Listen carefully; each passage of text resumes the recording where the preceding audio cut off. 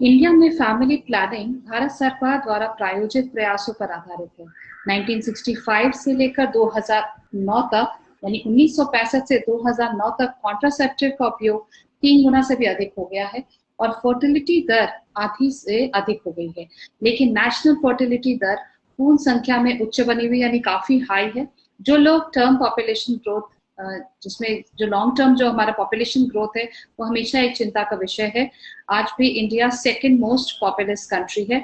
India हर 20 days, यानी हर 20 दिनों में अपने पॉपुलेशन में 10 लाख लोगों को ऐड करता है, जोड़ता है। 21वीं सेंचुरी के अंत तक 2 बिलियन के करीब प्रोस्पेक्टिव पॉपुलेशन पर अंकुश लगाने के प्रयास में व्यापक जो फैमिली प्लानिंग है वो एक काफी हद तक इम्पोर्टेंट बन गया है, एक प्राथमिकता बन गई हमारी। हम फैमिली प्लानिंग पे काफी हद तक ध्यान दें।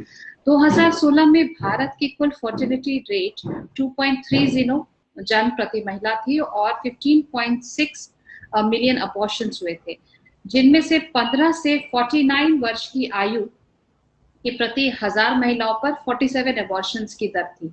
इंडिया में महिलाओं को कॉन्ट्रासेप्शन का उपयोग और वे अपने शरीर में क्या डाल रही हैं इस बारे में पूरी तरह से शिक्षित नहीं किया जाता, उन्हें इस बारे में पूरी तरह से जानकारी नहीं होती।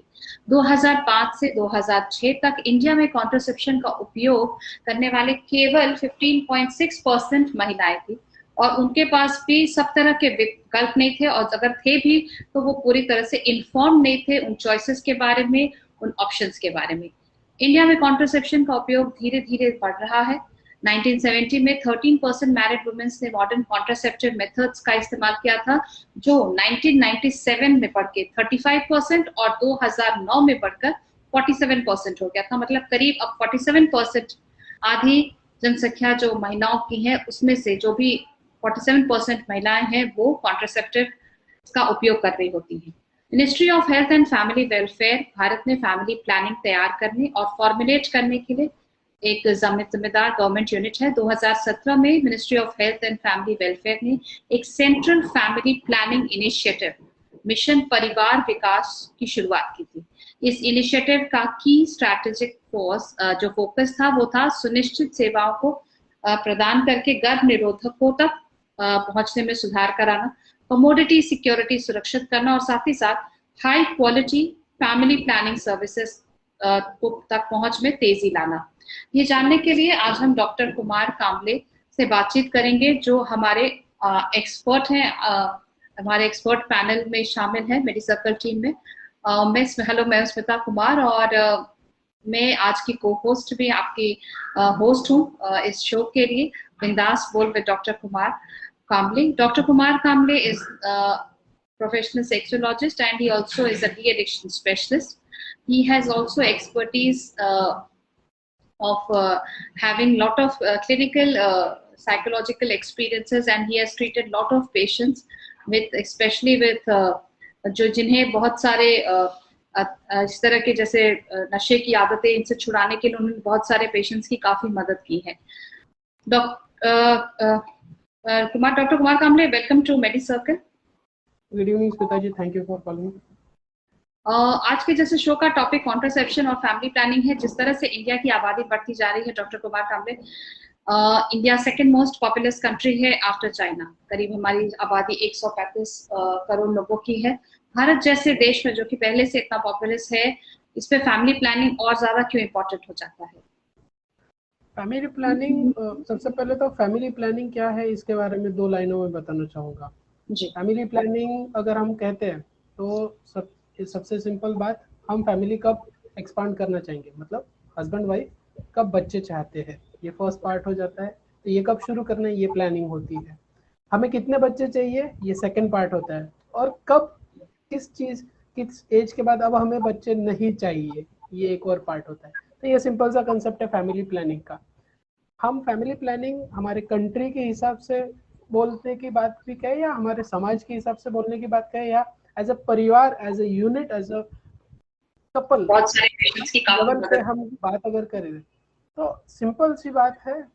जब मैंने ये 3 एस्पेक्ट्स के बारे में बात की कि इन 3 चीज़ों के बारे में हम जब तय करते हैं तो ऑब्वियसली ये हमारे खुद की फैमिली को हेल्प करती है कि हमारे रिसोर्सेज कितने हैं, हम कैसे अपने रिसोर्सेज को डिस्ट्रीब्यूट कर सकते हैं आने वाले नए परिवार के जो सदस्य हैं उनके हेल्थ के हिसाब से, उनके एजुकेशन के हिसाब से, उनके पूरे आगे की ज़िंदगी के लिए हम कितना टाइम डेडिकेट कर सकते हैं, क्या क्या रिसोर्सेज अवेलेबल करके दे सकते हैं। तो ये परिवार का जो पालन पोषण है, हम प्लानिंग किस तरह कर सकते हैं, उसके लिए ये काफ़ी महत्वपूर्ण हो जाता है। फैमिली में कितने मेंबर्स के हम सही तरीके से देखभाल कर सकें।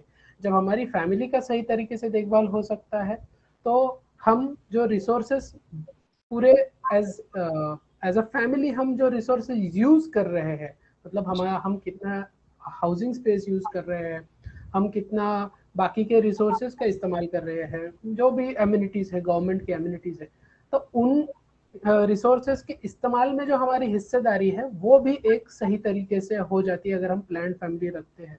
और इस हिसाब से जो आबादी बढ़ने के बावजूद जो अवेलेबल जगह है उसको सही तरीके से, अगर बहुत ज़्यादा आबादी नहीं बढ़ती है, मतलब आपे के बाहर आबादी नहीं बढ़ती है, तो गवर्नमेंट भी अपनी सर्विसेज अच्छी तरीके से पॉपुलेशन के लिए डिप्लॉय कर सकता है, इस्तेमाल के लिए लाने में मदद कर सकता है।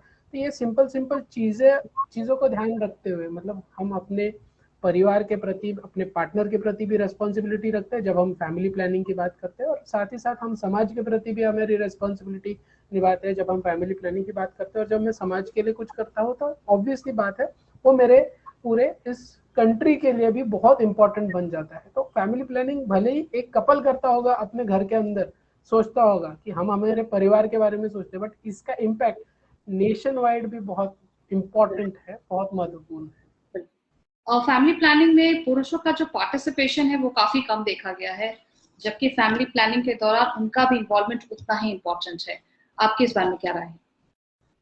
फैमिली प्लानिंग के बारे में जब पुरुषों का इन्वॉल्वमेंट कहते हैं, तो अगर हम सोच रहे हैं कि मेल कॉन्ट्रासेप्शन के बारे में कितनी जानकारी है उन्हें, मतलब फैमिली प्लानिंग से जुड़ी अगर वैसेक्टॉमी की जो ऑपरेशन होती है, जिसमें जो टेस्टिस से निकल के जो पाइप आती है जहाँ से स्पर्म्स जो है वो पेनिस तक पहुंचाए जाते हैं, और इस जरिए को हम क्लैम्प कर देते हैं फैमिली प्लानिंग ऑपरेशन के दौरान।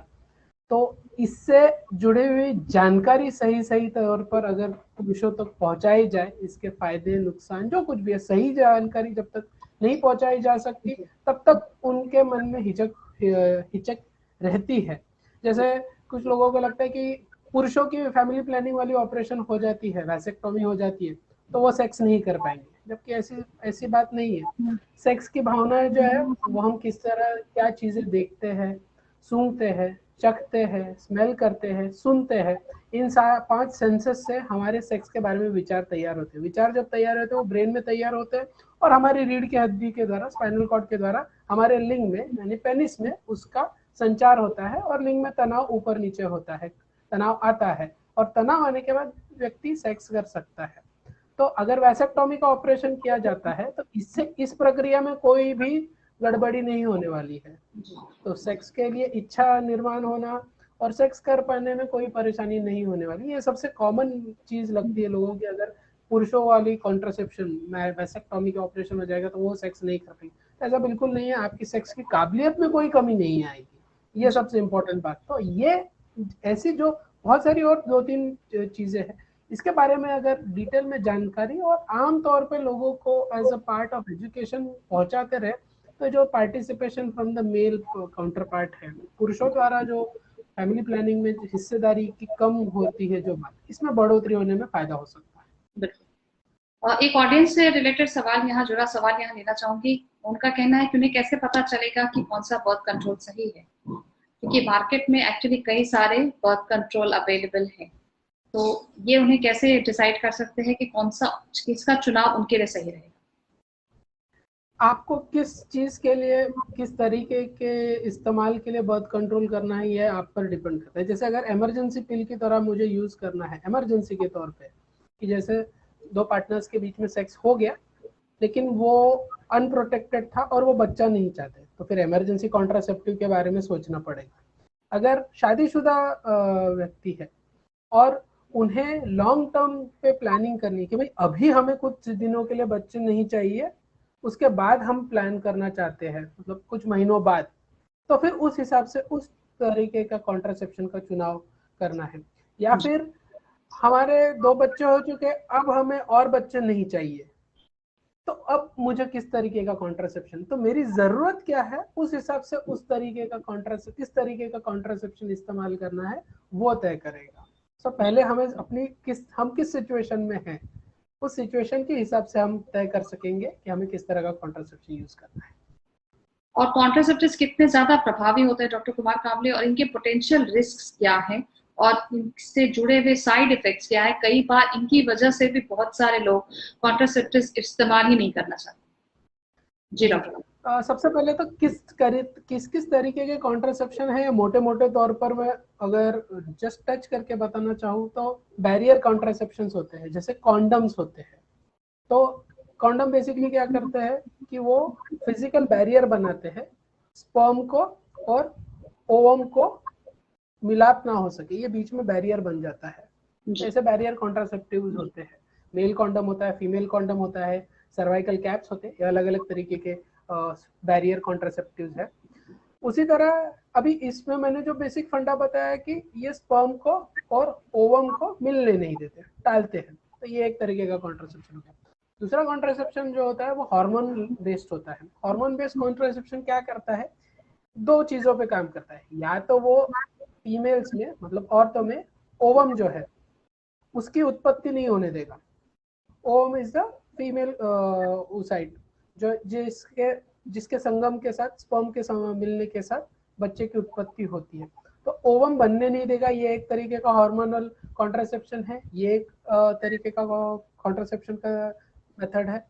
दूसरा जो होता है वो जो योनि होती है और उसके ऊपर का जो मार्ग होता है, मतलब सर्विक्स, जो अलग अलग हिस्से हैं female body, females reproductive system के, तो उन हिस्सों में वो जो है वो अवरोध बना देते हैं। हॉर्मोन्स जो है वहां पर इस तरह के क्या जो है वो लाइनिंग अंदर से जो होती है वो इस तरीके से मोटापा पैदा कर देती है, तो उसमें से स्पर्म जो है वो आसानी से ओवम तक नहीं पहुंच सकते हैं, और इस तरीके से जो है वो ये फर्टिलाइजेशन होने से टालते हैं और ये एज ए कॉन्ट्रासेप्शन यूज होते हैं।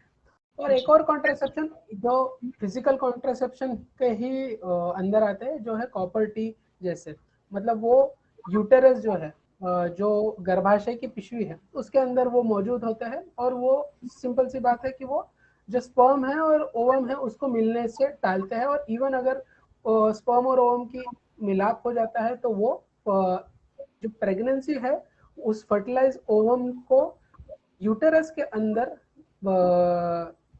इम्प्लांट होने से टालने में मदद करते हैं। तब ये अलग अलग तरीके के जो है ये कॉन्ट्रासेप्टिव्स, ये अलग अलग तरीके के कॉन्ट्रासेप्टिव्स होते हैं। अब जिस तरीके के कॉन्ट्रासेप्शन आप यूज करेंगे उसके उस तरीके के साइड इफेक्ट्स हैं। मोटे मोटे तौर पर अगर साइड इफेक्ट्स बताना चाहूँ तो हार्मोनल से जुड़े साइड इफेक्ट्स हो सकते हैं, जैसे ब्लड प्रेशर की कुछ लोगों में शिकायत हो सकती है, या फिर हाइपरटेंशन जुड़ गया, वैस्कुलर डिजीजेस है उससे जुड़कर कुछ साइड इफेक्ट्स हो सकते हैं, वेट गेन कुछ साइड इफेक्ट्स हो सकते हैं। अगर आपको पहले से क्या कहते हैं कैंसर की कोई शिकायत है शरीर में, तो उस हिसाब से हार्मोनल के जो कॉन्ट्रासेप्टिव मेथड्स है वो टालने के लिए सलाह दी जाती है। ये हार्मोन से जुड़े हुए साइड इफेक्ट्स हो जाते हैं।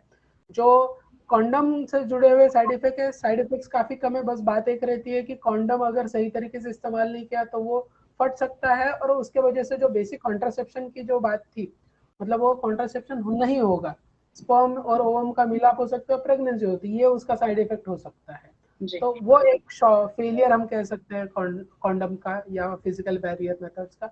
और उसी के साथ साथ जो प्रॉपर्टी होती है उससे भी जुड़े हुए कुछ कुछ मूलभूत बेसिक से साइड इफेक्ट्स होते हैं। उसमें से एक साइड इफेक्ट होता है कि पेट में पेन हो सकता है, या फिर मेंस्ट्रुएशन या ब्लीडिंग जो होती है माहवारी के दरमियान वो थोड़ी ज्यादा हो सकती है, पेनफुल हो सकती है। ये मोटे मोटे तौर पर ये बेसिक साइड इफेक्ट्स है। तो हमारी जरूरत क्या है उस हिसाब से हमें ये कॉन्ट्रासेप्शन चूज करने पड़ते हैं, और ये डॉक्टर की सलाह के साथ ही चूज करने, हम खुद से नहीं। बस ज्यादा से ज्यादा बिना दिमाग लगाए कि अगर कोई कॉन्ट्रासेप्शन सबसे आसानी से यूज करना होता है वो होता है कॉन्डम। वो हमें जाके मतलब किसी डॉक्टर की सलाह की जरूरत नहीं है हमें।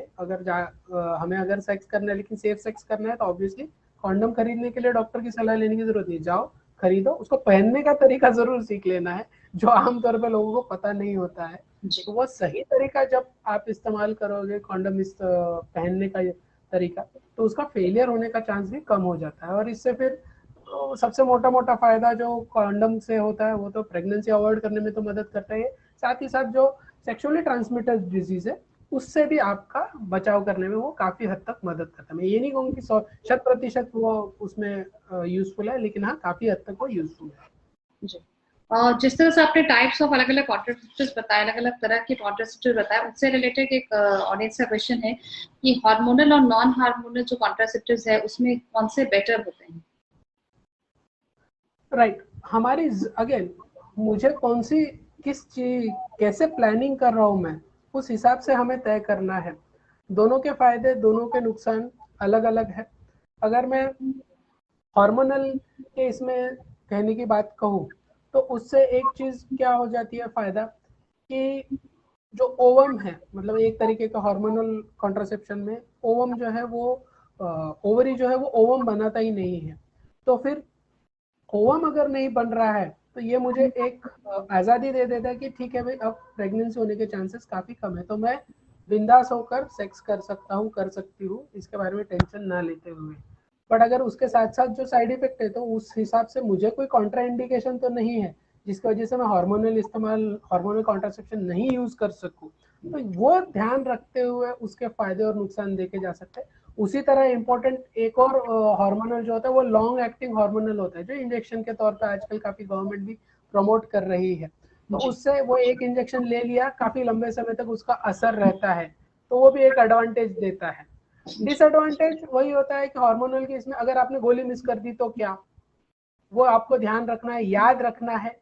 तो फिर वो जो गोली मिस हो जाती है तो उस समय पे आपको क्या प्रिकॉशंस लेनी है, कैसे ये होना है, ब्रेक थ्रू ब्लीडिंग हो सकती है क्या, तो इसके बारे में जानकारी होना जरूरी है। अगर वो जानकारी नहीं है तो फिर वो आपके लिए डिसएडवांटेज हो जाता है। और नॉन हार्मोनल जैसे मैंने बताया फिजिकल बैरियर वाले जो है कॉन्डम्स यूज कर सकते हो, फीमेल कॉन्डम यूज कर सकते हो, पेसरी यूज कर सकते हो, कॉपर टी यूज कर सकते हो, ये अलग अलग तरीके के हैं। तो इसके खुद के एडवांटेजेस बहुत सारे हैं। डिसएडवांटेज यही होता है कि फेलियर रेट थोड़ा ज्यादा हो सकता है।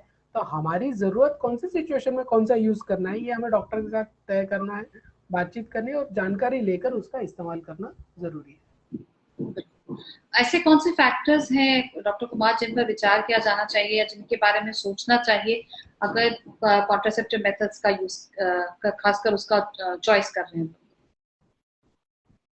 Sorry, can you please repeat the question, बीच में थोड़ा ब्लर हो गया था। ऐसे कौन से फैक्टर्स हैं डॉक्टर कुमार कामले जिन पर विचार किया जाना चाहिए, जिस पर डिस्कस किया जाना चाहिए, जो कॉन्ट्रासेप्टिव मेथड का चयन कर रहे हैं हम लोग, जिसको हम लोग चूज कर रहे हैं? तो ऐसे कौन कौन से फैक्टर्स हैं? बिकॉज अगर जैसे आपने बताया कि हमें अपने सिचुएशन के हिसाब से कॉन्ट्रासेप्टिव का चूज करना चाहिए, क्या और भी ऐसे कोई फैक्टर्स हैं जिन्हें ध्यान में रखना चाहिए अपने कॉन्ट्रासेप्टिव को चूज करने के दौरान?